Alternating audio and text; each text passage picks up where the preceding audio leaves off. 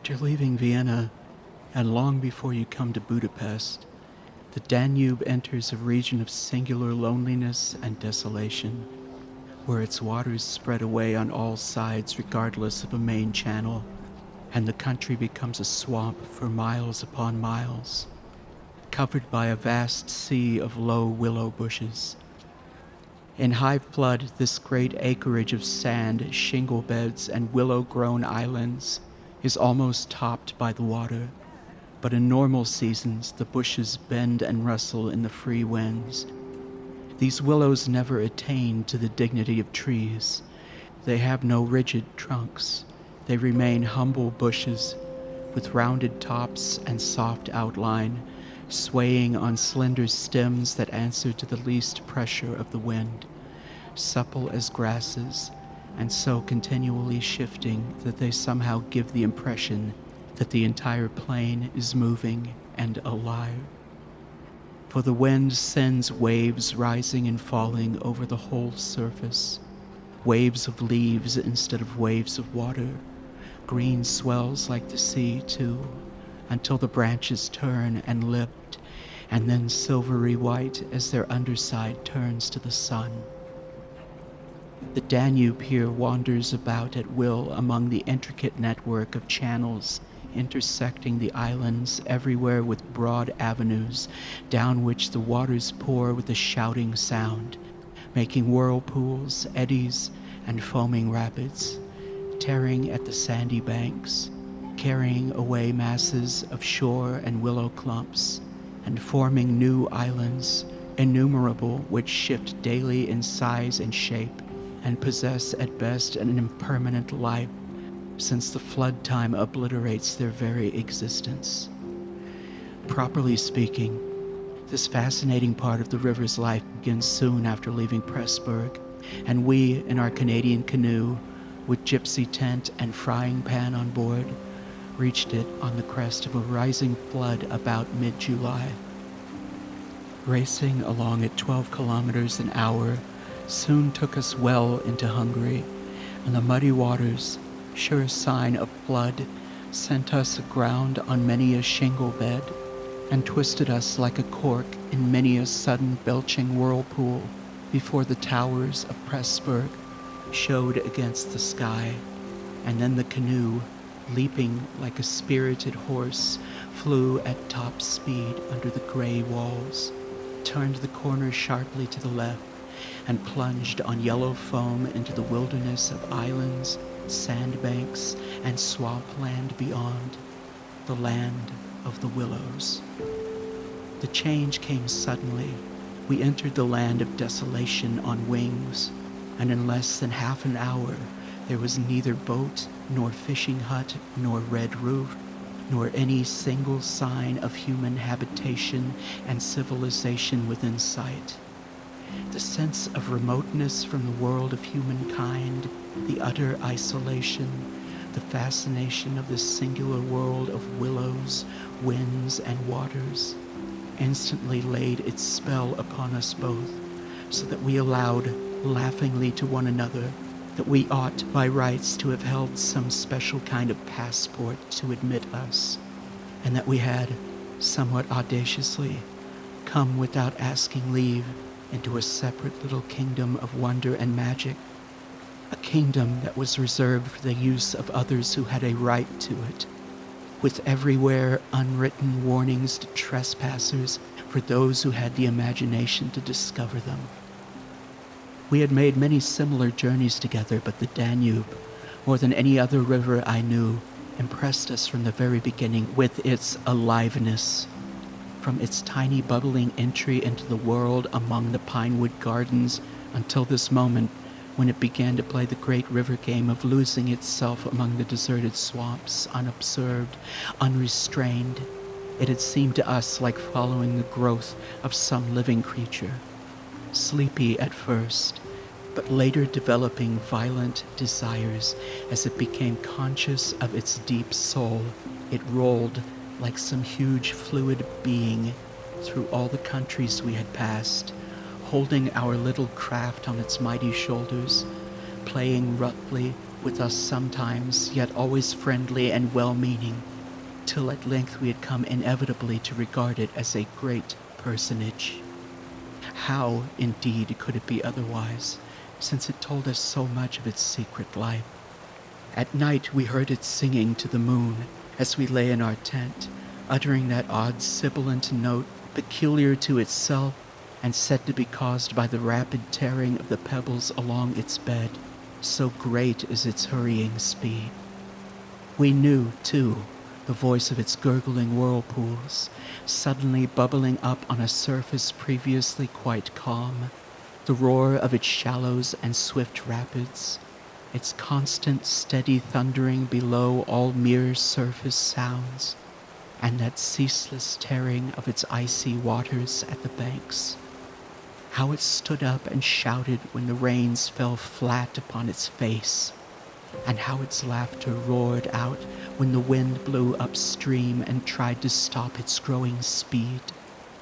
We knew all its sounds and voices, its tumblings and foamings, its unnecessary splashing against the bridges, that self-conscious chatter when there were hills to look on, the affected dignity of its speech when it passed through the little towns, far too important to laugh, and all these faint, sweet whisperings when the sun caught it fairly in some slow curve and poured down upon it till the steam arose.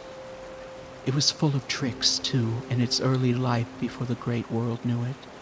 There were places in the upper reaches among the Swabian forests, when yet the first whispers of its destiny had not reached it, where it elected to disappear through holes in the ground, to appear again on the other side of the porous limestone halls and start a new river with another name, leaving, too, so little water in its own bed that we had to climb out and wade and push the canoe through miles of shallows. But now, after leaving Pressburg, everything changed a little, and the Danube became more serious. It ceased trifling. It was halfway to the Black Sea, within scenting distance almost of other, stranger countries where no tricks would be permitted or understood. It became suddenly grown up and claimed our respect and even our awe. It broke out into three arms that only met again 100 kilometers farther down, and for a canoe there were no indications which one was intended to be followed. "If you take a side channel," said the Hungarian officer we met in the Pressburg shop while buying provisions, "you may find yourself, when the flood subsides, 40 miles from anywhere high and dry, and you may easily starve. There are no people, no farms, no fishermen. I warn you not to continue. The river, too, is still rising, and this wind will increase." It was earlier than usual when we camped, for the sun was a good hour or two from the horizon, and leaving my friends still asleep on the hot sand, I wandered about in desultory examination of our hotel. The island, I found, was less than an acre in extent, a mere sandy bank standing some 2 or 3 feet above the level of the river. The far end, pointing into the sunset, was covered with flying spray which the tremendous wind drove off the crests of the broken waves. It was triangular in shape, with the apex upstream. I stood there for several minutes, watching the impetuous crimson flood bearing down with a shouting roar, dashing in waves against the bank as though to sweep it bodily away, and then swirling by in 2 foaming streams on either side. The ground seemed to shake with the shock and rush, while the furious movement of the willow bushes as the wind poured over them increased the curious illusion that the island itself actually moved. Above, for a mile or 2, I could see the great river descending upon me.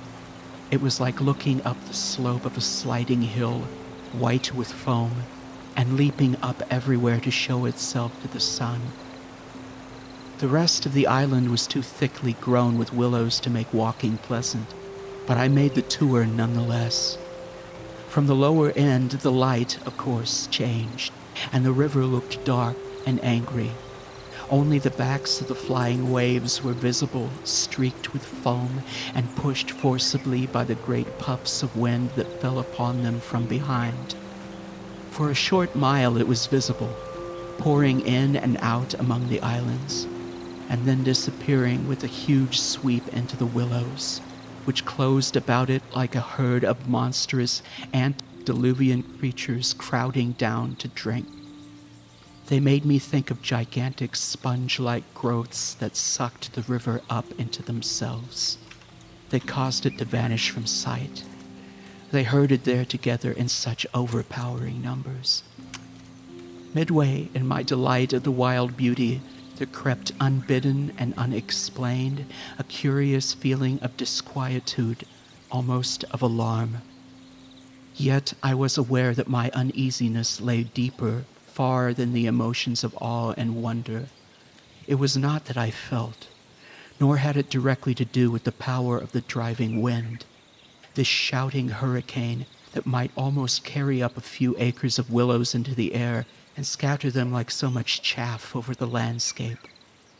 Indeed, so vague was the sense of distress I experienced that it was impossible to trace it to its source and deal with it accordingly, though I was aware somehow that it had to do with my realization of our utter insignificance before this unrestrained power of the elements about me. But my emotion, so far as I could understand it, seemed to attach itself more particularly to the willow bushes, to these acres and acres of willows crowding, so thickly growing there, swarming everywhere the eye could reach, pressing upon the river as though to suffocate it, standing in dense array mile after mile beneath the sky, watching, waiting, listening, and, apart quite from the elements, the willows connected themselves subtly with my malaise, attacking the mind insidiously somehow by reason of their vast numbers, and contriving in some way or other to represent to the imagination a new and mighty power, a power, moreover, not altogether friendly to us. A sense of awe awakened, true, but of awe touched somewhere by a vague terror.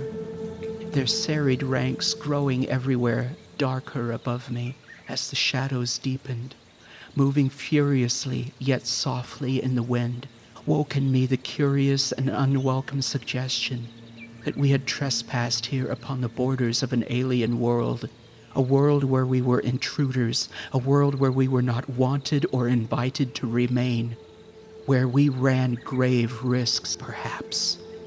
The feeling, however, though it refused to yield its meaning entirely to analysis, did not at the time trouble me by passing into menace.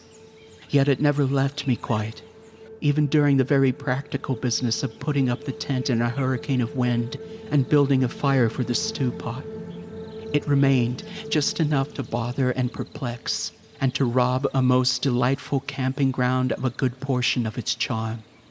To my companion, however, I said nothing, for he was a man I considered devoid of imagination. "A poor camp," observed the imperturbable Swede when at last the tent stood upright. "No stones and precious little firewood. I'm for moving on early tomorrow, eh? This sand won't hold anything." But the experience of a collapsing tent at midnight had taught us many devices, and we made the cozy gypsy house as safe as possible, and then set about collecting a store of wood to last till bedtime. Willow bushes dropped no branches, and driftwood was our only source of supply. We hunted the shores pretty thoroughly. Everywhere the banks were crumbling as the rising flood tore at them and carried away great portions with a splash and a gurgle. "The island's much smaller than when we landed," said the accurate Swede. "It won't last long at this rate. We'd better drag the canoe close to the tent and be ready to start at a moment's notice. I shall sleep in my clothes." He was a little distance off, climbing along the bank, and I heard his rather jolly laugh as he spoke. "By Jove!" I heard him call a moment later, and turned to see what had caused his excitement. But for the moment he was hidden by the willows, and I could not find him. "What in the world's this?" I heard him cry again, and this time his voice had become serious. I ran up quickly and joined him on the bank. He was looking over the river, pointing at something in the water. "Good heavens! It's a man's body!" he cried excitedly. "Look!" A black thing, turning over and over in the foaming waves, swept rapidly past. It kept disappearing and coming up to the surface again. It was about 20 feet from the shore, and just as it was opposite to where we stood, it lurched round and looked at us. We saw its eyes reflecting the sunset and gleaming an odd yellow as the body turned over. Then it gave a swift, gulping plunge and dived out of sight in a flash. "An otter! By gad!" we exclaimed in the same breath, laughing. It was an otter, alive and out on the hunt. Yet it had looked exactly like the body of a drowned man turning helplessly in the current. Far below, it came to the surface once again, and we saw its black skin wet and shining in the sunlight. Then, too, just as we turned back, our arms full of driftwood, another thing happened to recall us to the riverbank. This time, it really was a man, and what was more, a man in a boat. Now, a small boat on the Danube was an unusual sight at any time, but here in this deserted region, and at flood time, it was so unexpected as to constitute a real event. We stood and stared. Whether it was due to the slanting sunlight or the refraction from the wonderfully illumined water, I cannot say, but whatever the cause, I found it difficult to focus my sight properly upon the flying apparition.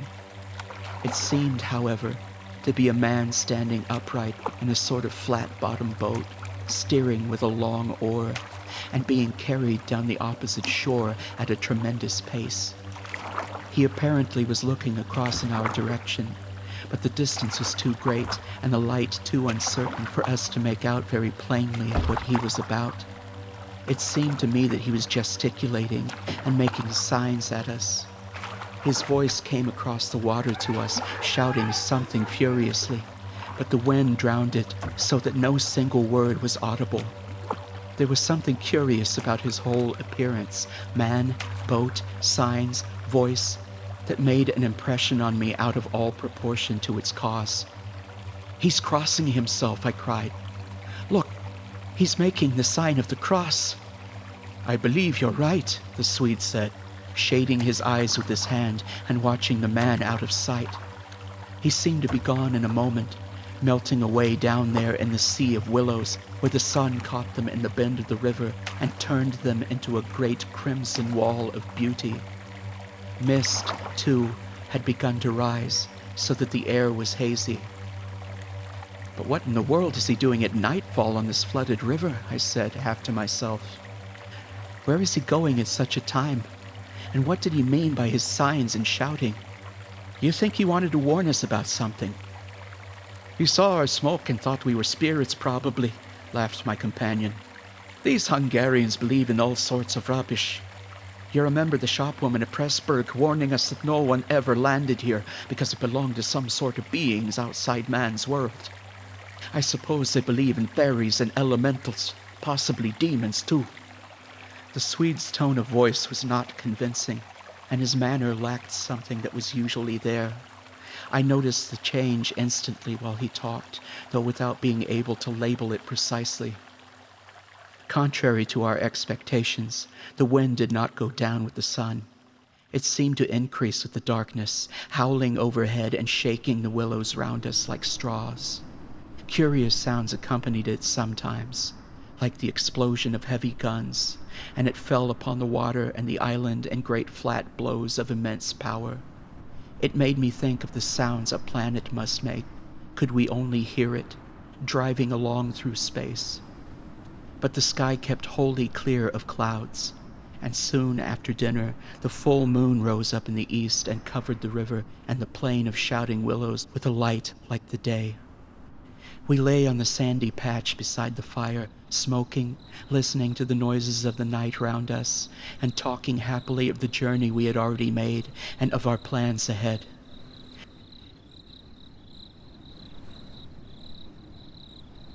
The desire to be alone had come suddenly upon me. My former dread returned in force. There was a vague feeling in me I wished to face and probe to the bottom. For the last time, I rose to get firewood. "When this has burnt up," I said firmly, "I shall turn in." And my companion watched me lazily as I moved off into the surrounding shadows. When I reached the point of sand jutting out among the waves, the spell of the place descended upon me with a positive shock. No mere scenery could have produced such an effect. There was something more here, something to alarm. I gazed across the waste of wild waters. I watched the whispering willows. I heard the ceaseless beating of the tireless wind. And one and all, each in its own way, stirred in me this sensation of a strange distress. But the willows especially. Forever they went on chattering and talking among themselves, laughing a little, shrilly crying out, sometimes sighing. And it was utterly alien to the world I knew, or to that of the wild yet kindly elements. They made me think of a host of beings from another plane of life, another evolution altogether, perhaps, all discussing a mystery known only to themselves. I watched them moving busily together, oddly shaking their big, bushy heads, twirling their myriad leaves, even when there was no wind. They moved of their own will, as though alive, and they touched, by some incalculable method, my own keen sense of the horrible. There they stood in the moonlight, like a vast army surrounding our camp, shaking their innumerable silver spears defiantly, formed all ready for an attack. And the note of this willow camp now became unmistakably plain to me. We were interlopers, trespassers. We were not welcomed. The sense of unfamiliarity grew upon me as I stood there watching. We touched the frontier of a region where our presence was resented. For a night's lodging, we perhaps might have been tolerated, but for a prolonged and inquisitive stay, no. By all the gods of the trees and the wilderness, no. We were the first human influences upon this island, and we were not wanted. The willows were against us. Strange thoughts like these, bizarre fancies, born I know not whence, found lodgment in my mind as I stood listening. What, I thought, if, after all, these crouching willows proved to be alive? If suddenly they should rise up, like a swarm of living creatures, marshaled by the gods whose territory we had invaded, sweep towards us off of the vast swamps, booming overhead in the night, and then settled down. As I looked, it was so easy to imagine they actually moved together, crept nearer, retreated a little, huddled together in masses, hostile, waiting for the great wind that should finally start them running. I could have sworn their aspect changed a little, and their ranks deepened and pressed more closely together.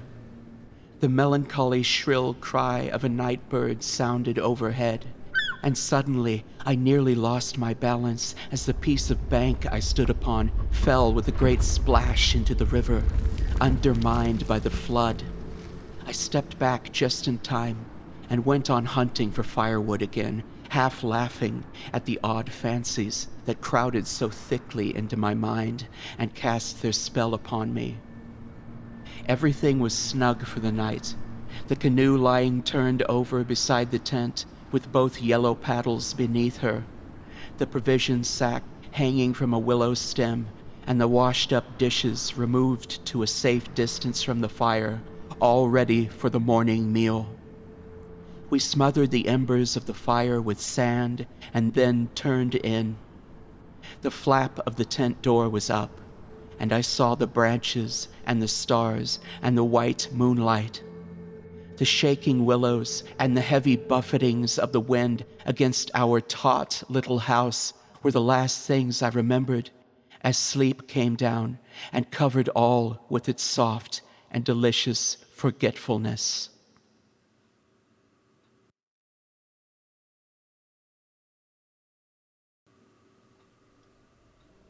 There was a sense of disturbance in my immediate neighborhood. I sat up quickly and looked out.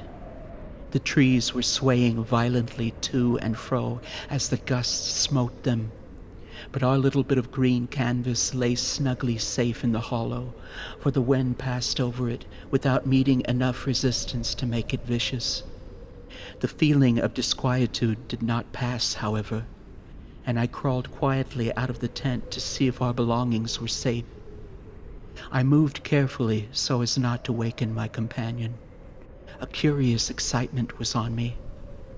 I was halfway out, kneeling on all fours, when my eye first took in that the top of the bushes opposite, with their moving tracery of trees, made shapes against the sky. I sat back on my haunches and stared. It was incredible, surely, but there, opposite and slightly above me, were shapes of some indeterminate sort among the willows, and as the branches swayed in the wind, they seemed to group themselves about these shapes, forming a series of monstrous outlines that shifted rapidly beneath the moon. Close, about 50 feet in front of me, I saw these things. My first instinct was to waken my companion, that he too might see them, but something made me hesitate. The sudden realization, probably, that I should not welcome corroboration. And meanwhile, I crouched there staring in amazement with smarting eyes. I was wide awake. I remember saying to myself that I was not dreaming. They first became properly visible, these huge figures, just within the tops of the bushes, immense bronze-colored, moving, and wholly independent of the swaying of the branches. I saw them plainly and noted, now I came to examine them more calmly, that they were very much larger than human, and indeed that something in their appearance proclaimed them to be not human at all. Certainly they were not merely the moving tracery of the branches against the moonlight. They shifted independently.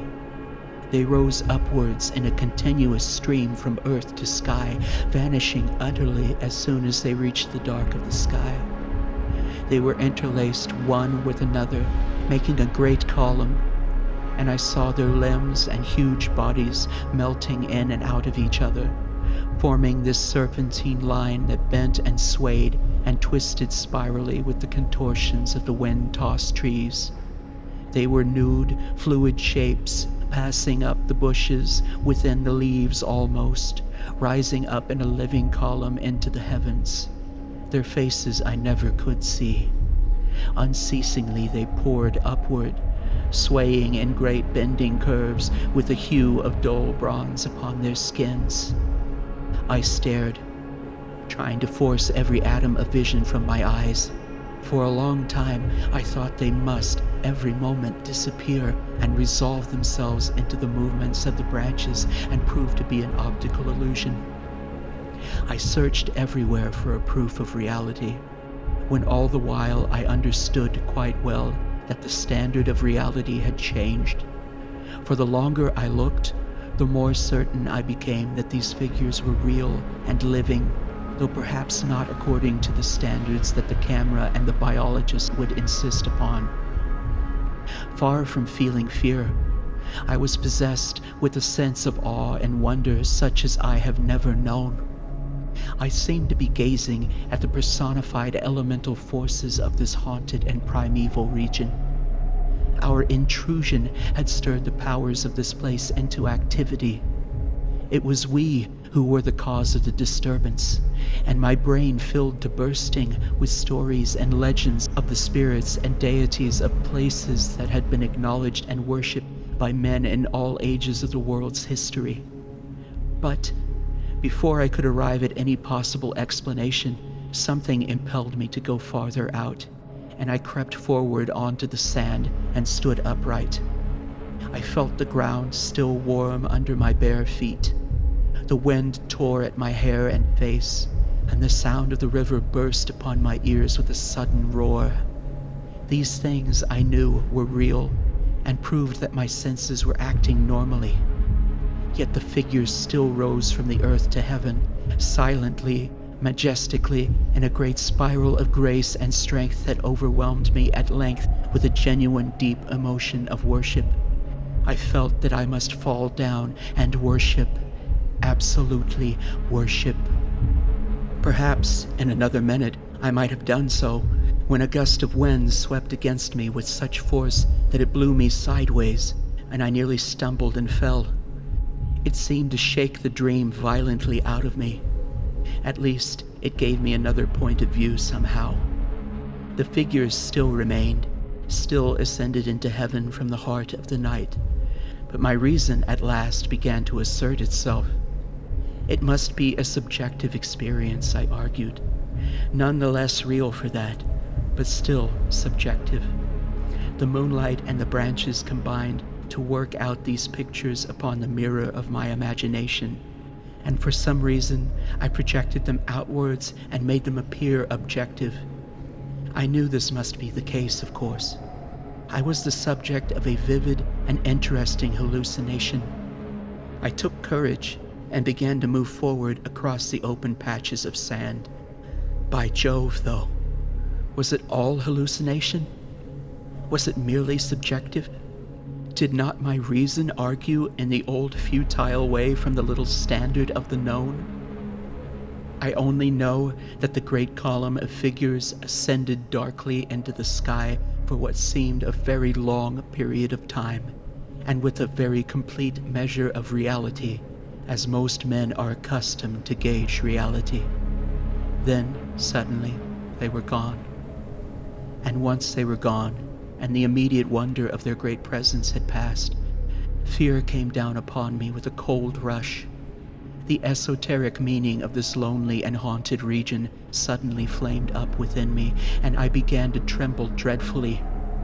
I took a quick look round, a look of horror that came near to panic, calculating vainly ways of escape, and then, realizing how helpless I was to achieve anything really effective, I crept back silently into the tent and lay down again upon my sandy mattress, first lowering the door curtain to shut out the sight of the willows in the moonlight, and then burying my head as deeply as possible beneath the blankets to deaden the sound of the terrifying wind.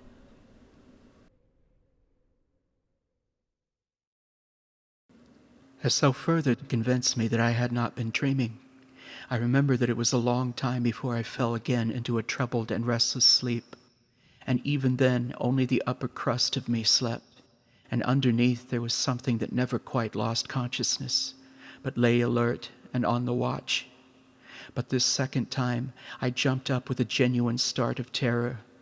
It was neither the wind nor the river that woke me, but the slow approach of something that caused the sleeping portion of me to grow smaller and smaller till at last it vanished altogether, and I found myself sitting bolt upright, listening. Outside there was a sound of multitudinous little patterings. They had been coming, I was aware, for a long time, and in my sleep they had first become audible. I sat there nervously wide awake, as though I had not slept at all.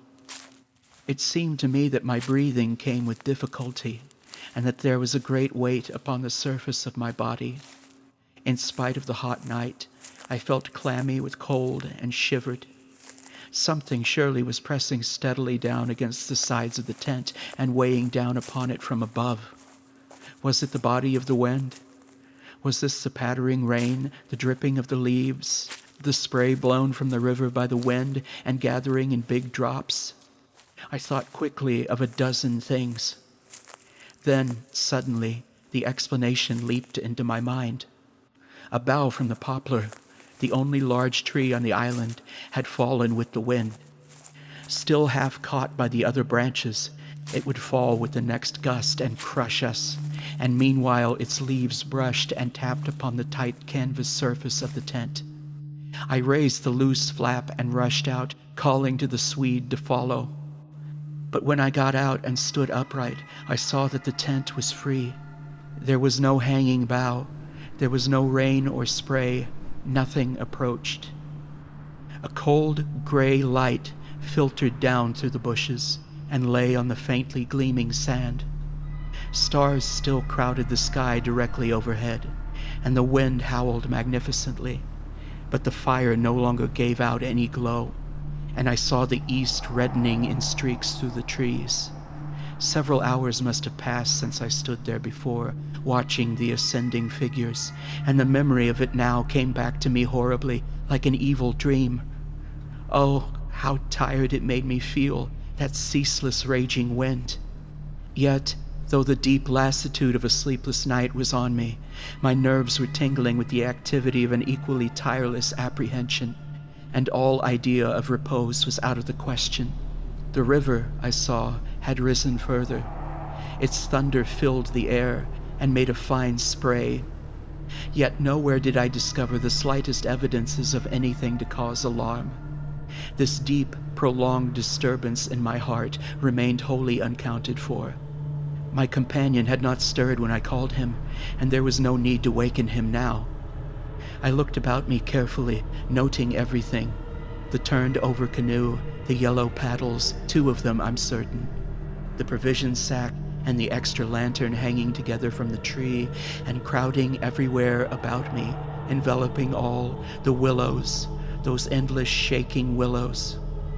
A bird uttered its morning cry, and a string of duck passed with whirring flight overhead in the twilight. The sand whirled, dry and stinging, about my bare feet in the wind. I walked round the tent and then went out a little way into the bush so that I could see across the river to the farther landscape, and the same profound yet indefinable emotion of distress seized upon me again as I saw the interminable sea of bushes stretching to the horizon, looking ghostly and unreal in the wan light of dawn. I walked softly here and there, still puzzling over that odd sound of infinite pattering, and of the pressure upon the tent that had wakened me. It must have been the wind, I reflected. The wind beating upon the loose, hot sand, driving the dry particles smartly against the taut canvas. The wind dropping heavily upon our fragile roof. I crossed over to the farther shore and noted how the coastline had altered in the night and what masses of sand the river had torn away. I dipped my hands and feet into the cool current and bathed my forehead. Already there was a glow of sunrise in the sky and the exquisite freshness of coming day. On the way back, I passed purposely beneath the very bushes where I had seen the column of figures rising into the air, and midway among the clumps, I suddenly found myself overtaken by a sense of vast terror. From the shadows, a large figure went swiftly by. Someone passed me, as sure as ever man did. It was a great staggering blow from the wind that helped me move forward again, and once out in the more open space, the sense of terror diminished strangely. The winds were about and walking, I remember saying to myself, for the winds often move like great presences under the trees. And altogether the fear that hovered above me was such an unknown and immense kind of fear, so unlike anything I had ever felt before, that it woke a sense of awe and wonder in me that did much to counteract its worst effects. And when I reached a high point in the middle of the island, from which I could see the wide stretch of river, crimson in the sunrise, the whole magical beauty of it all was so overpowering that a sort of wild yearning woke in me and almost brought a cry up into the throat. But this cry found no expression, for as my eyes wandered from the plain beyond to the island round me and noted our little tent half hidden among the willows, a dreadful discovery leaped out at me, compared to which my terror of the walking winds seemed as nothing at all. For a change, I thought, had somehow come about in the arrangement of the landscape. It was not that my point of vantage gave me a different view, but that an alteration had apparently been effected in the relation of the tent to the willows, and of the willows to the tent. Surely the bushes now crowded much closer, unnecessarily, unpleasantly close. They had moved nearer, creeping with silent feet over the shifting sands, drawing imperceptibly nearer by soft, unhurried movements. The willows had come closer during the night. But had the wind moved them, or had they moved of themselves? I recalled the sound of infinite small patterings, and the pressure upon the tent, and upon my own heart that caused me to wake in terror. I swayed for a moment in the wind like a tree, finding it hard to keep my upright position on the sandy hillock. There was a suggestion here of personal agency, of deliberate intention, of aggressive hostility, and it terrified me into a sort of rigidity. Then the reaction followed quickly. The idea was so bizarre, so absurd, that I felt inclined to laugh. But the laughter came no more readily than the cry, for the knowledge that my mind was so receptive to such dangerous imaginings brought the additional terror that it was through our minds and not through our physical bodies that the attack would come, and was coming. The wind buffeted me about, and very quickly it seemed. The sun came up over the horizon, for it was after 4 o'clock, and I must have stood on that little pinnacle of sand longer than I knew, afraid to come down at close quarters with the willows. I returned quietly, creepily to the tent, first taking another exhaustive look round, and, yes, I confess it, making a few measurements. I paced out on the warm sand the distances between the willows and the tent, making a note of the shortest distance particularly. I crawled stealthily into my blankets. My companion, to all appearances, still slept soundly, and I was glad that this was so. Provided my experiences were not corroborated, I could find strength somehow to deny them, perhaps. With the daylight, I could persuade myself that it was all a subjective hallucination, a fantasy of the night, a projection of the excited imagination. Nothing further came to disturb me, and I fell asleep almost at once, utterly exhausted, yet still in dread of hearing again that weird sound of multitudinous pattering, or feeling the pressure upon my heart that had made it difficult to breathe.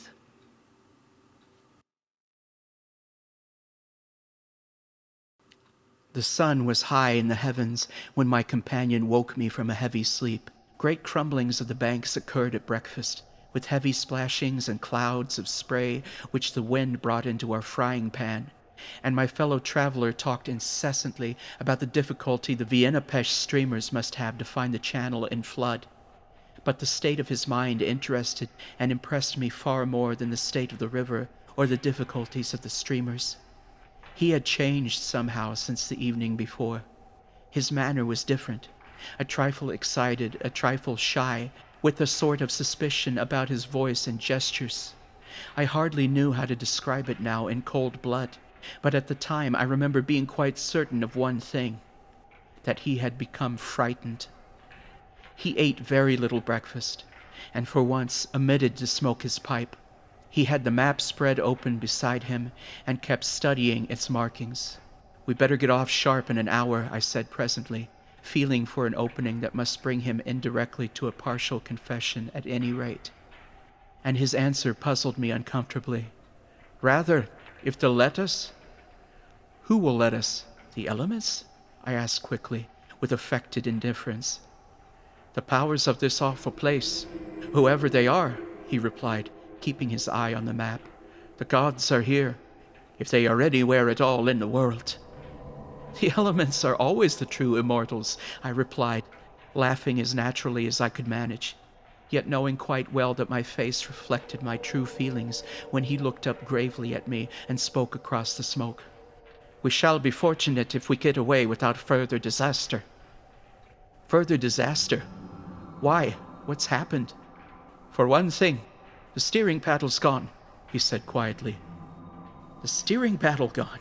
I repeated, greatly excited, for this is our rudder, and the Danube in flood without a rudder was suicide. "And there's a tear in the bottom of the canoe," he added, with a genuine little tremor in his voice. I continued staring at him, able only to repeat the words in his face somewhat foolishly. There, in the heat of the sun and on this burning sand, I was aware of a freezing atmosphere descending round us.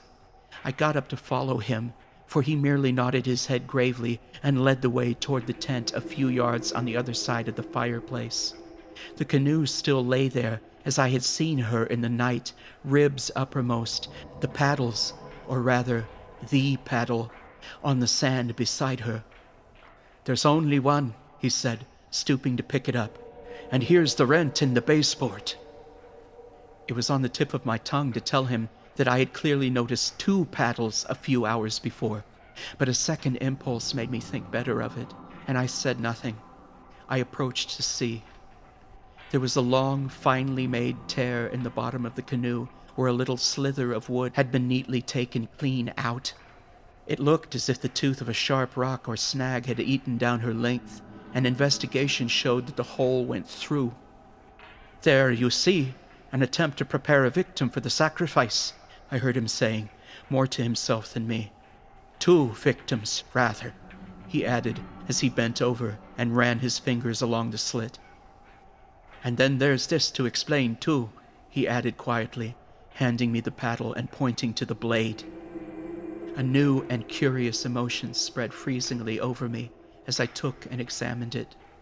The blade was scraped down all over, beautifully scraped, as though someone had sandpapered it with care, making it so thin that the first vigorous stroke must have snapped it off at the elbow. "One of us walked in his sleep and did this thing," I said feebly. Or it has been filed by the constant stream of sand particles blown against it, by the wind, perhaps." "Ah," said the Swede, turning away, laughing a little. "You can explain everything." What disturbed me most, and kept my fear actively alive, even in this blaze of sunshine and wild beauty, was the clear certainty that some curious alteration had come about in his mind, that he was nervous, timid, suspicious, aware of goings-on he did not speak about, watching a series of secret and hitherto unmentionable events, waiting, in a word, for a climax that he expected, and I thought expected very soon. I made a hurried examination of the tent and its surroundings, but the measurements of the night remained the same. There were deep hollows formed in the sand, I now noticed for the first time, basin-shaped and of various depths and sizes, varying from that of a teacup to a large bowl. The wind, no doubt, was responsible for these miniature craters, just as it was for lifting the paddle and tossing it toward the water. The rent in the canoe was the only thing that seemed quite inexplicable, and, after all, it was conceivable that a sharp point had caught it when we landed. I at once set the pitch melting, and presently the Swede joined me at the work. Though under the best conditions in the world, the canoe could not be safe for traveling till the following day. I drew his attention casually to the hollows in the sand. "Yes," he said, "I know. They're all over the island. But you can explain them, no doubt." "Wind, of course," I answered without hesitation. "Have you never watched those little whirlwinds in the street that twist and twirl everything into a circle? The sand's loose enough to yield, that's all." He made no reply, and we worked on in silence for a bit. I watched him surreptitiously all the time, and I had an idea he was watching me. He seemed, too, to be always listening attentively to something I could not hear, or perhaps for something that he expected to hear, for he kept turning about and staring into the bushes, and up into the sky, and out across the water, where it was visible through the openings among the willows. At length, after a long pause, he began to talk. "Queer thing," he added, in a hurried sort of voice, as though he wanted to say something and get it over. "Queer thing, I mean, about that otter last night." I had expected something so totally different that he caught me with surprise, and I looked up sharply. "I mean, do you think it really was an otter?" "What else, in the name of heaven? What else? You know, I saw it before you did. and at first it seemed so much bigger than an otter. He looked at me absently a moment, as though his mind were busy with other thoughts. It had such extraordinary yellow eyes, he went on half to himself. I suppose you'll wonder next if that fellow in the boat... I decided not to finish the sentence. He was in the act again of listening, turning his head to the wind, and something in the expression of his face made me halt. The subject dropped, and we went on with our caulking. Apparently, he had not noticed my unfinished sentence. 5 minutes later, however, he looked at me across the canoe, the smoking pitch in his hand, his face exceedingly grave. I did rather wonder, if you want to know, he said slowly, what that thing in the boat was. I remember thinking at the time it was not a man. The whole business seemed to rise quite suddenly out of the water. I laughed again boisterously in his face, but this time there was impatience and a strain of anger too in my feeling. Look here now, I cried. This place is quite queer enough without going out of our way to imagine things. That boat was an ordinary boat, and the man in it was an ordinary man, and they were both going downstream as fast as they could lick. And that otter was an ordinary otter, so don't let's play the fool about it. He looked steadily at me with the same grave expression. He was not in the least annoyed. I took courage from his silence. And for heaven's sake, I went on, don't keep pretending you hear things, because it only gives me the jumps, and there's nothing to hear but the river and this cursed old thundering wind. You fool, he answered in a low, shocked voice. You utter fool. That's just the way all victims talk, as if you didn't understand just as well as I do. He sneered with the scorn in his voice and a sort of resignation. My little effort was over, and I found nothing more to say, for I knew quite well his words were true, and that I was the fool, not he. Up to a certain stage in the adventure, he kept ahead of me easily, and I think I felt annoyed to be out of it, to be thus proved less psychic, less sensitive than himself to these extraordinary happenings, and half ignorant all the time of what was going on under my very nose. He knew from the very beginning, apparently. But at the moment, I wholly missed the point of his words about the necessity of there being a victim, and that we ourselves were destined to satisfy that want. But you're right about one thing, he added before the subject passed, and that is that we're wiser not to talk about it, or even to think about it, because what one thinks finds expression in words, and what one says happens. That afternoon, while the canoe dried and hardened, we spent trying to fish, testing the leak, collecting wood, and watching the enormous flood of rising water. Masses of driftwood swept near our shores sometime, and we fished for them with long willow branches. The island grew perceptibly smaller as the banks were torn apart with great gulps and splashes. The weather kept brilliantly fine till about 4 o'clock, and then for the first time for 3 days, the wind showed signs of abating. Clouds began to gather in the southwest, spreading thence slowly over the sky. This lessening of the wind came as a great relief, for the incessant roaring, banging, and thundering had irritated our nerves. Yet the silence that came about 5 o'clock with its sudden cessation was in a manner quite as oppressive. The booming of the river had everything its own way then. It filled the air with deep murmurs, more musical than the wind noises, but infinitely more monotonous. The wind held many notes, rising, falling, always beating out some sort of great elemental tune, whereas the river's song lay between 3 notes at most, dull pedal notes that held a lugubrious quality foreign to the wind, and somehow seemed to me, in my then nervous state, to sound wonderfully well, the music of doom. It was extraordinary, too, how the withdrawal suddenly of bright sunlight took everything out of the landscape that made for cheerfulness. And since this particular landscape had already managed to convey the suggestion of something sinister, the change, of course, was all the more unwelcome and noticeable. For me, I know, the darkening outlook became distinctly more alarming, and I found myself more than once calculating how soon after sunset the full moon would get up in the east, and whether the gathering clouds would greatly interfere with her lighting of the little island. With this general hush of the wind, though it still indulged in occasional brief gusts, the river seemed to me to grow blacker, the willows to stand more densely together. The latter, too, kept up a sort of independent movement of their own, rustling among themselves when no wind stirred, and shaking oddly from the roots upward. My companion sat lazily watching me. He had been very quiet all afternoon, engaged in recalking the canoe, strengthening the tent ropes, and fishing for driftwood while I slept.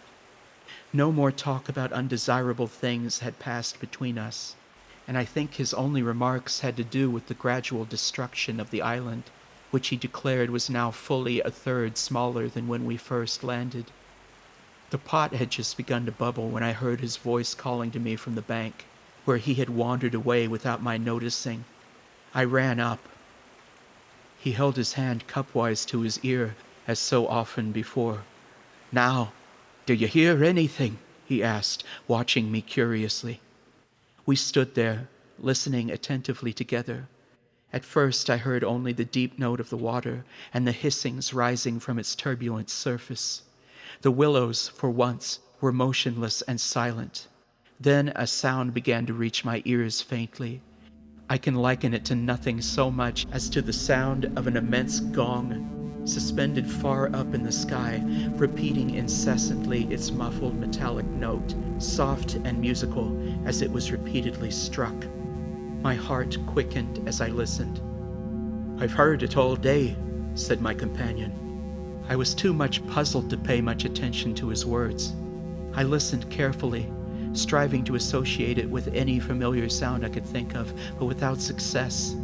It changed in direction, too, coming nearer and then sinking utterly away into remote distance.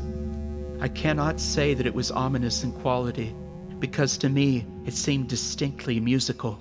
Yet I must admit it set going a distressing feeling that made me wish I had never heard it. Our meal was beyond question a gloomy one, and we ate it almost in silence, avoiding one another's eyes and keeping the fire bright. Then we washed up and prepared for the night, and, once smoking, our minds unoccupied with any definite duties, the apprehension I had felt all day long became more and more accurate.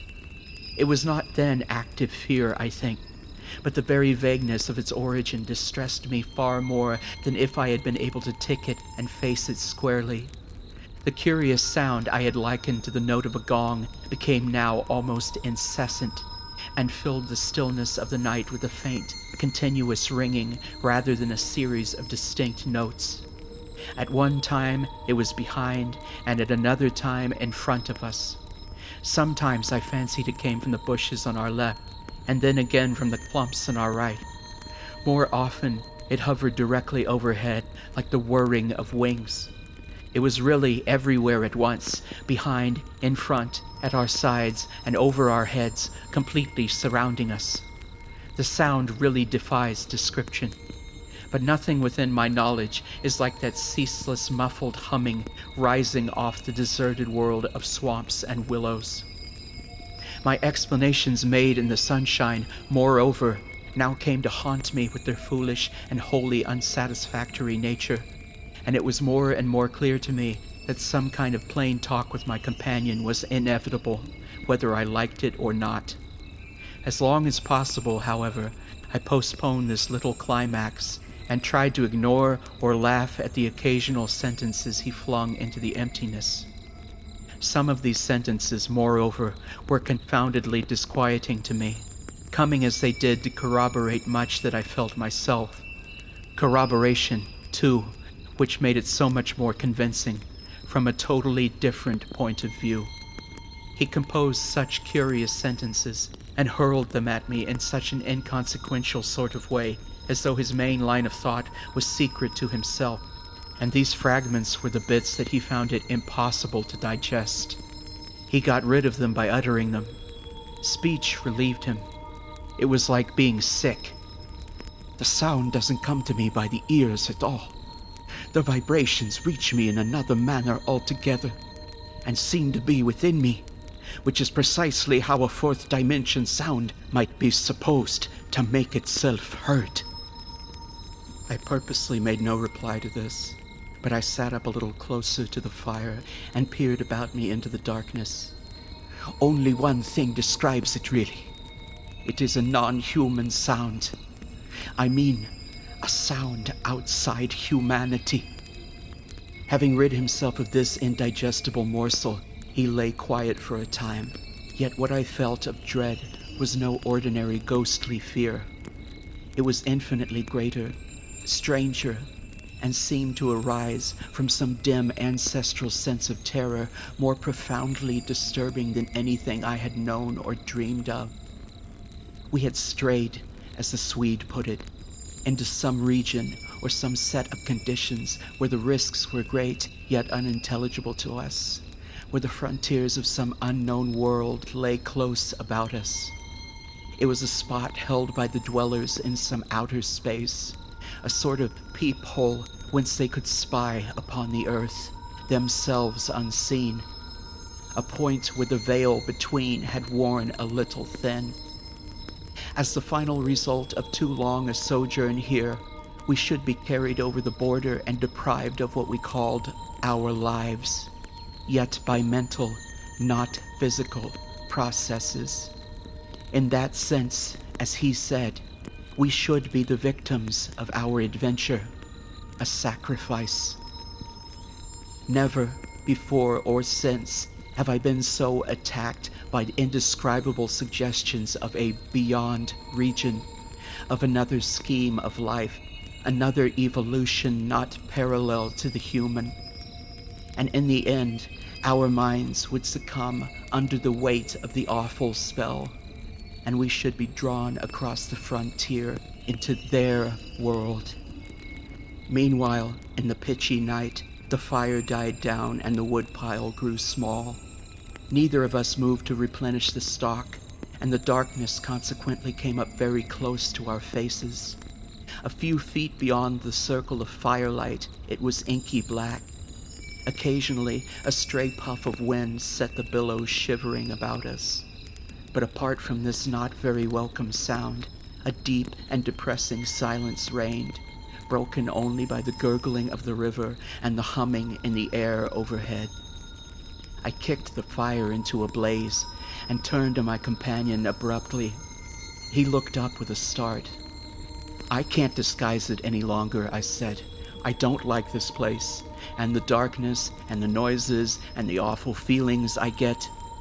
There's something here that beats me utterly. I'm in a blue funk, and that's the plain truth. If the other shore was different, I swear I'd be inclined to swim for it." The Swede's face turned very white beneath the deep tan of sun and wind. He stared straight at me and answered quietly. "It's not a physical condition we can escape from by running away," he replied. "We must sit tight and wait. There are forces close here that could kill a herd of elephants in a second as easily as you or I could squash a fly. Our only chance is to keep perfectly still. Our insignificance, perhaps, may save us." I put a dozen questions into my expression of face, but found no words. It was precisely like listening to an accurate description of a disease whose symptoms had puzzled me. I mean that so far, although aware of our disturbing presence, they have not found us, not located us, as the Americans say, he went on. They're blundering about like men hunting for a leak of gas. The pedal and canoe and provisions prove that. I think they feel us, but cannot actually see us. We must keep our minds quiet. It's our minds they feel. We must control our thoughts, or it's all up with us. "Death, you mean?" I stammered, icy with the horror of his suggestion. "Worse, by far," he said. "Death, according to one's belief, means either annihilation or release from the limitations of the senses. but it involves no change of character. You don't suddenly alter just because the body's gone. But this means a radical alteration, a complete change, a horrible loss of oneself by substitution, far worse than death, and not even annihilation. We happen to have camped in a spot where the region touches ours, where the veil between us has worn very thin. Horrors. He was using my very own phrase, my actual words, so that they are aware of our being in their neighborhood. But who are aware? I asked. I forgot the shaking of the willows and the windless calm, the humming overhead, everything except that I was waiting for an answer that I dreaded more than I can possibly explain.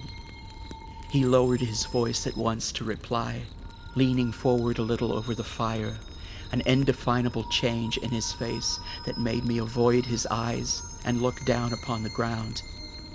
All my life, he said, I have been strangely, vividly conscious of another region, not far removed from our own world in one sense, yet wholly different in kind, where great things go on unceasingly, where immense and terrible personalities hurry by, intent on vast purposes compared to which earthly affairs, the rise and fall of nations, the destinies of empires, the fate of armies and continents, are all as dust in the balance.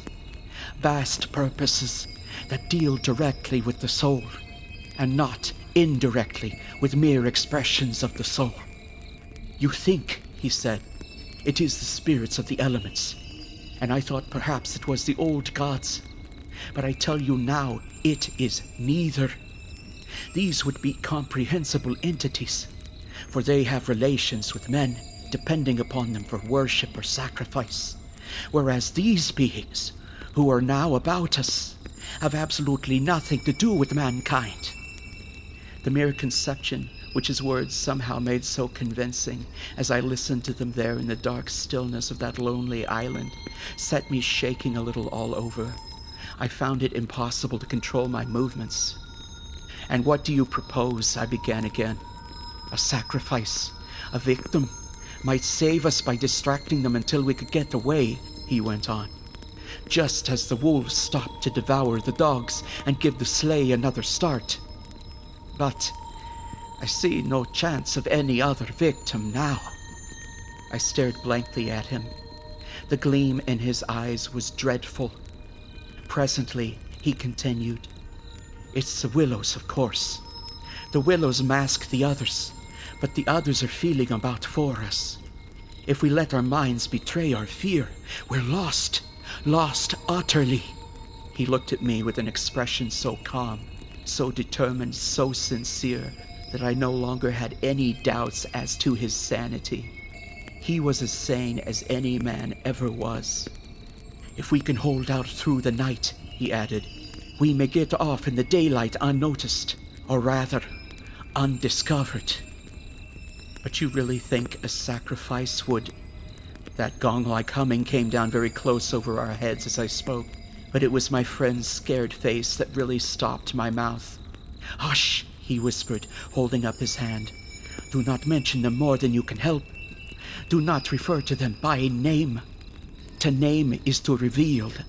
It is the inevitable clue, and our only hope lies in ignoring them, in order that they may ignore us. Even in thought, he was extraordinarily agitated. Especially in thought. Our thoughts make spirals in their world. We must keep them out of our minds at all costs if possible.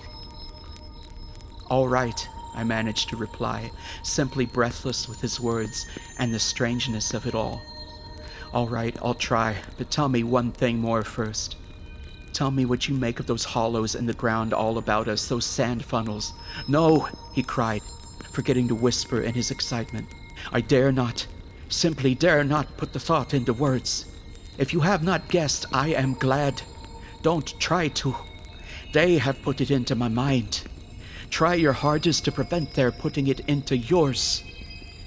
He sank his voice again to a whisper before he finished, and I did not press him to explain. There was already just about as much horror in me as I could hold.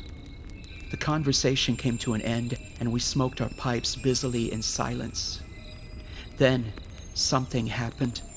Something unimportant, apparently, as the way is when the nerves are in a very great state of tension, and this small thing for a brief space gave me an entirely different point of view. I chanced to look down at my sand shoe, the sort we used for the canoe, and something to do with the hole at the top suddenly recalled to me the London shop where I had bought them, the difficulty the man had in fitting me, and other details of the uninteresting but practical operation. At once, in its train, followed a wholesome view of the modern skeptical world. I thought of roast beef and ale, motor cars, policemen, brass bands, and a dozen other things that proclaimed the soul of ordinariness or utility. The effect was immediate and astonishing even to myself. Psychologically, I suppose, it was simply a sudden and violent reaction after the strain of living in an atmosphere of things that to the normal consciousness must seem impossible and incredible. But whatever the cause, it momentarily lifted the spell from my heart and left me for the short space of a minute feeling free and utterly unafraid. I looked at my friend opposite. "You damned old pagan," I cried, laughing aloud in his face. "You imaginative idiot. You superstitious idolater. You—" I stopped in the middle, seized anew by the old horror. I tried to smother the sound of my voice as something sacrilegious. The Swede, of course, heard it too. The strange cry overhead in the darkness, and that sudden drop in the air as though something had come nearer. He had turned ashen white under the tan. He stood bolt upright in front of the fire, stiff as a rod, staring at me. "After that," he said in a sort of helpless, frantic way, "we must go. We must strike camp this very instant and go on down the river." He was talking, I saw, quite wildly, his words dictated by abject terror, the terror he had resisted for so long, but which had caught him at last. "In the dark?" I exclaimed, shaking with fear after my hysterical outburst, but still realizing our position better than he did. "Sheer madness! The river's in flood, and we've only got a single paddle. Besides, we only go deeper into their country. There's nothing ahead for 50 miles but Willows, Willows, Willows." He sat down again in a state of semi-collapse. His mind at last had reached the point where it was beginning to weaken. "What on earth possessed you to do such a thing?" he whispered, with the awe of genuine terror in his voice and face. He said no more. It was a sort of relief to get up and make an excursion into the darkness for more wood. We kept close together, groping among the bushes and along the bank. The humming overhead never ceased, but seemed to me to grow louder as we increased our distance from the fire. It was shivery work. We were grubbing away in the middle of a thickish clump of willows, where some driftwood from a former flood had caught high among the branches, when my body was seized in a grip that made me half drop upon the sand. It was the Swede. He had fallen against me and was clutching me for support. I heard his breath coming and going in short gasps. "Look, by my soul," he whispered, and for the first time in my experience, I knew what it was to hear tears of terror in a human voice. He was pointing to the fires some 50 feet away. I followed the direction of his finger, and I swear my heart missed a beat. There, in front of the dim glow, something was moving. I saw it through a veil that hung before my eyes like the gauze drop curtain used at the back of a theater, hazily a little. It was neither a human figure nor an animal. To me, it gave the strange impression of being as large as several animals grouped together like horses, 2 or 3, moving slowly.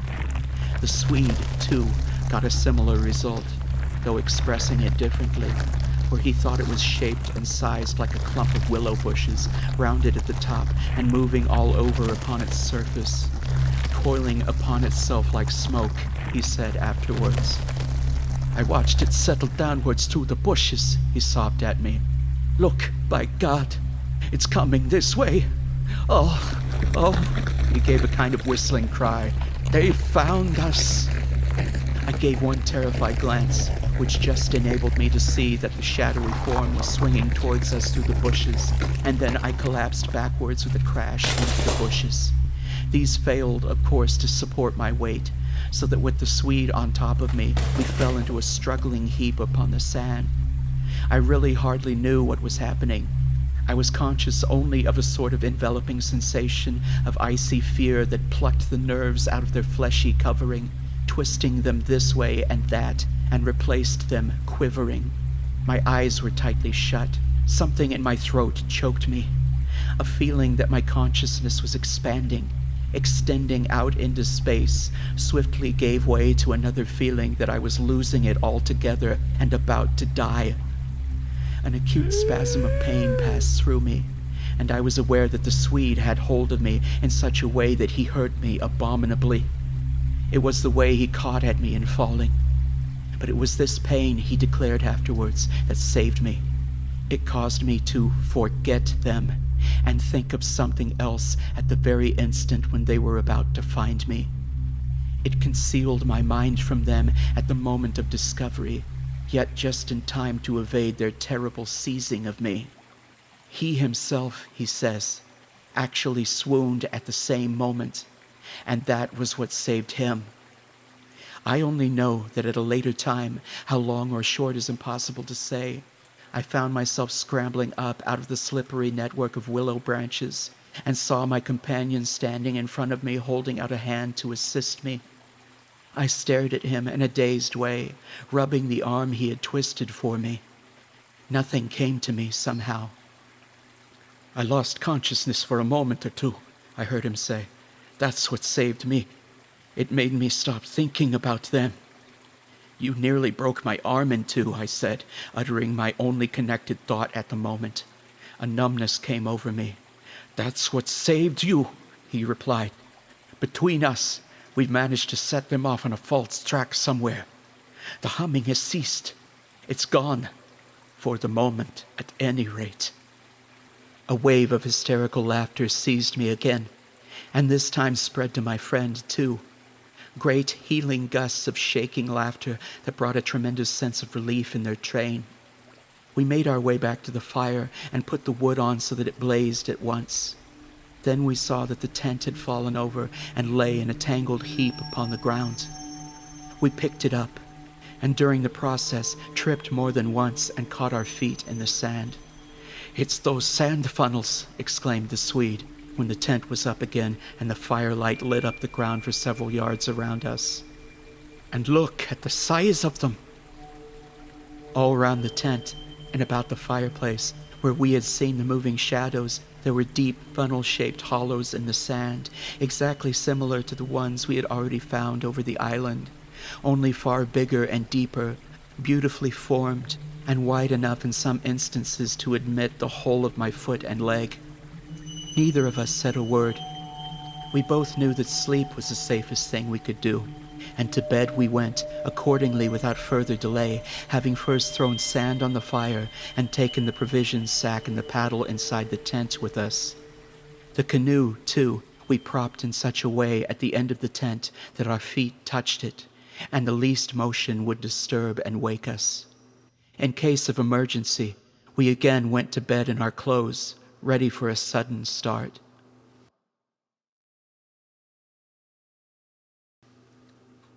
It was my firm intention to lie awake all night and watch, but the exhaustion of nerves and body decreed otherwise, and sleep, after a while, came over me with a welcome blanket of oblivion. The fact that my companion also slept quickened its approach. At first, he fidgeted and constantly sat up, asking me if I heard this or heard that. He tossed about on his cork mattress and said the tent was moving and the river had risen over the point of the island. But each time I went out to look, I returned with the report that all was well, and finally he grew calmer and lay still. Then, at length, his breathing became regular, and I heard unmistakable sounds of snoring. The first and only time in my life when snoring has been a welcome and calming influence. This, I remember, was the last thought in my mind before dozing off. A difficulty in breathing woke me, and I found the blanket over my face. But something else besides the blanket was pressing upon me, and my first thought was that my companion had rolled off his mattress onto my own in his sleep. I called to him and sat up, and at the same moment it came to me that the tent was surrounded. That sound of multitudinous soft pattering was again audible outside, filling the night with horror. I called again to him, louder than before. He did not answer, but I missed the sound of his snoring and also noticed that the flap of the tent door was down.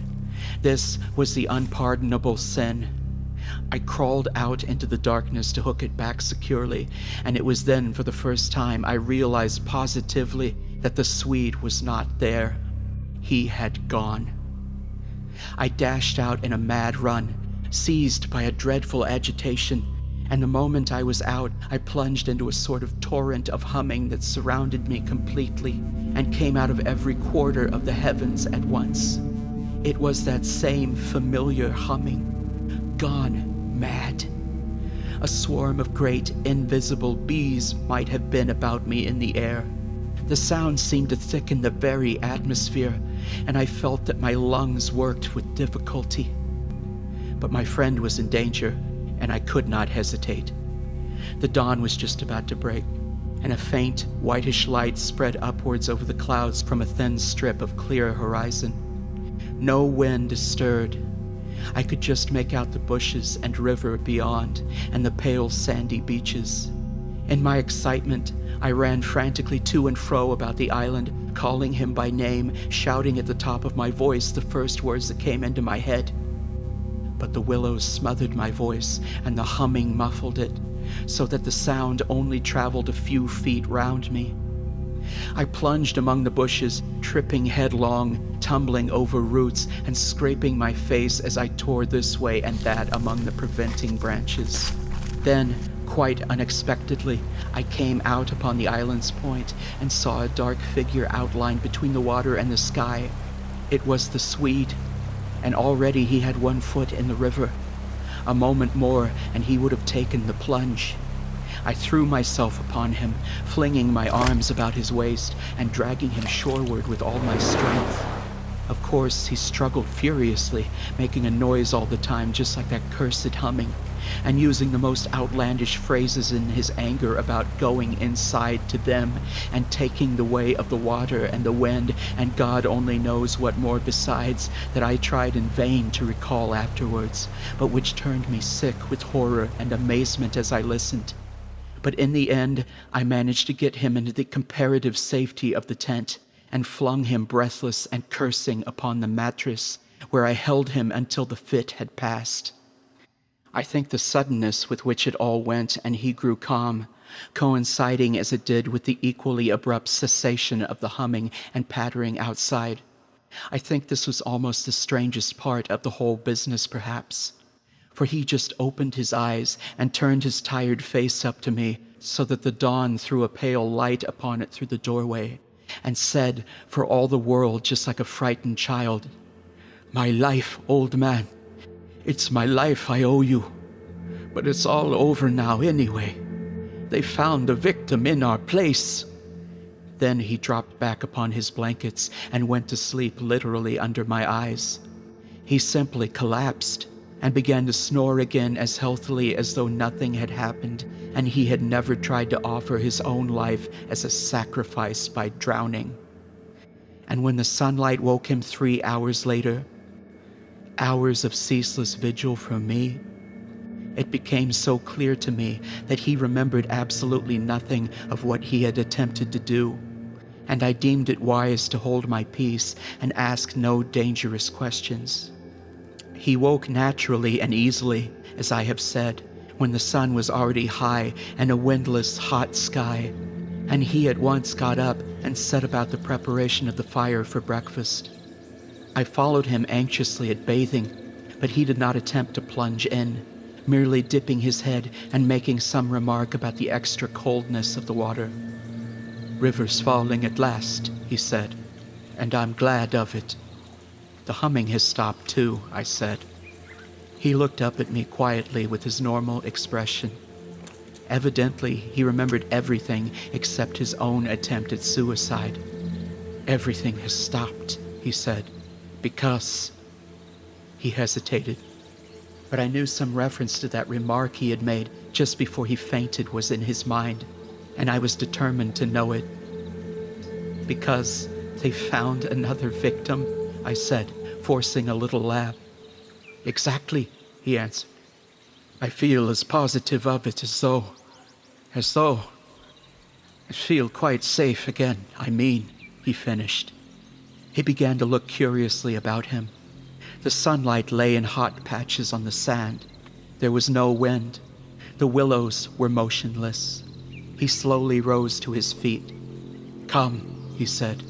"I think if we look, we shall find it." He started off on a run, and I followed him. He kept to the banks, poking with a stick among the sandy bays and caves and little backwaters, myself always close on his heels. "Ah!" he exclaimed presently. The tone of his voice somehow brought back to me a vivid sense of the horror of the last 24 hours, and I hurried up to join him. He was pointing with his stick at a large black object that lay half in the water and half on the sand. It appeared to be caught by some twisted willow roots so that the river could not sweep it away. A few hours before, the spot must have been underwater. "See," he said quietly, "the victim that made our escape possible." And when I peered across his shoulder, I saw that his stick rested on the body of a man. He turned it over. It was the corpse of a peasant, and the face was hidden in the sand. Clearly, the man had drowned but a few hours before, and his body must have been swept down upon our island somewhere around the hour of dawn, at the very time the fit had passed. "We must give it a decent burial, you know." "I suppose so," I replied. I shuddered a little in spite of myself, for there was something about the appearance of that poor drowned man that turned me cold. The Swede glanced up sharply at me and began clambering down the bank. I followed him more leisurely. The current, I noticed, had torn away much of the clothing from the body, so that the neck and part of the chest lay bare. Halfway down the bank, my companion suddenly stopped and held up his hand in warning. But either my foot slipped, or I had gained too much momentum to bring myself quickly to a halt, for I bumped into him and sent him forward with a sort of leap to save himself. We tumbled together onto the hard sand so that our feet splashed into the water. And before anything could be done, we had collided a little heavily against the corpse. The Swede uttered a sharp cry, and I sprang back as if I had been shot. At the moment we touched the body, there arose from its surface the loud sound of humming, the sound of several hummings, which passed with a vast commotion as of winged things in the air about us and disappeared upwards into the sky, growing fainter and fainter till they finally ceased in the distance. It was exactly as though we had disturbed some living yet invisible creatures at work. My companion clutched me, and I think I clutched him, but before either of us had time properly to recover from the unexpected shock, we saw that a movement of the current was turning the corpse round so that it became released from the grip of the willow roots. A moment later, it had turned completely around, the dead face uppermost, staring at the sky. It lay on the edge of the main stream. In another moment, it would be swept away. The Swede started to save it, shouting again something I did not catch about a proper burial, and then abruptly dropped upon his knees on the sand and covered his eyes with his hands. I was beside him in an instant. I saw what he had seen. For just as the body swung round to the current, The face and the exposed chest turned full toward us and showed plainly how the skin and flesh were indented with small hollows, beautifully formed, and exactly similar in shape and kind to the sand funnels that we had found all over the island. "They're Mark," I heard my companion mutter under his breath. "They're awful, Mark." And when I turned my eyes again from his ghastly face to the river, the current had done its work, and the body had been swept away into midstream and was already beyond our reach and almost out of sight, turning over and over on the waves like an otter.